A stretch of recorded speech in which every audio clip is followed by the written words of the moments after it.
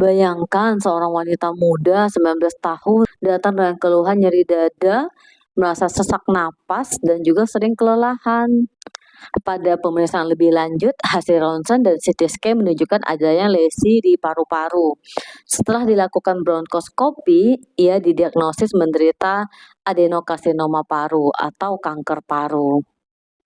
Nah, faktanya memang kanker paru dapat menyerang siapa saja, bahkan pada usia muda maupun orang yang tanpa merokok. Nah, apa saja sih gejala-gejala kanker paru ini? Untuk keluhan kanker paru sebenarnya hampir mirip dengan keluhan gejala pernafasan yang lain. Jadi mulai dari batuk-batuk, hanya bedanya batuknya kronis ya, tidak kunjung sembuh. Diobati tapi tidak membaik. Mungkin membaiknya hanya sebentar, tapi kemudian batuk lagi. Dan bisa lebih beratnya lagi, batuknya disertai dengan bercak darah. Baik itu hanya bercak yang sedikit, titik-titik, ataupun bercak yang memang darah segar. Dan yang lain selain batuk, ya ada juga sesak, nyeri dada, berat badannya turun, pasiennya lemas, atau bisa juga bukan hanya terkait dengan keluhan pernafasan, tapi muncul seperti adanya benjolan-benjolan di sekitar leher, benjolan kelenjar, itu yang menandakan kita mencurigai ya ke arah kanker paru dan mungkin sudah ada penyebaran artinya. Untuk pemeriksaan kanker paru, banyak ya multimodalitis kita bilangnya sebenarnya. Jadi mulai dari sederhana, dari ketika diperiksa datang ke dokter, dari keluhannya kita anamnesis, kita lakukan pemeriksaan fisik, kita dengarkan bunyi nafasnya, mungkin ada bunyi nafas yang lebih turun, atau ketika kita ketuk ada di dada itu mungkin kesannya lebih padat gitu ya, berbeda gitu, bukan yang kosong udara gitu ya. Kemudian yang lain ya kita bisa lakukan dengan pemeriksaan radiologi, kita pemeriksaan awal jelas foto ronsen gitu ya. Kalau memang memungkinkan kita bisa lakukan CT scan.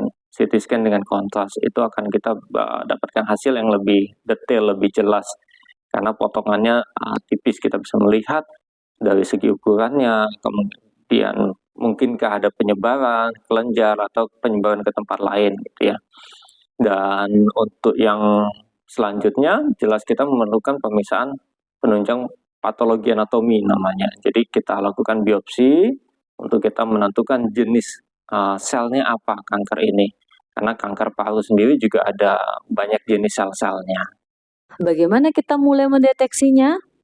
Nah, ada aplikasi Satu Sehat dari Kementerian Kesehatan yang merupakan langkah awal untuk kita mendeteksi dini kanker paru. Kita bisa melakukan screening kanker paru dengan cepat dan praktis. Caranya cukup gampang. Pertama-tama mungkin kita harus mengunduh atau mendownload aplikasi Satu Sehat. Kemudian kita mengisi nomor handphone dan juga identitas kita.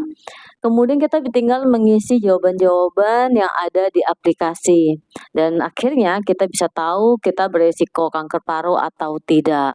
Setelah kita menemukan atau mendapat hasil dari aplikasi tersebut, kita bisa mungkin konsultasi dengan tenaga kesehatan, dokter di layanan primer, yaitu mungkin di puskesmas atau di klinik. Dan pada akhirnya kalau memang seseorang memiliki indikasi kanker paru dari pemeriksaan fisik dan anamnesisnya mungkin akan dirujuk ke dokter spesialis. Caranya cukup mudah kan? Yuk kita sama-sama berkontribusi untuk pencegahan dan pengendalian kanker di Indonesia termasuk kanker paru. Salam sehat.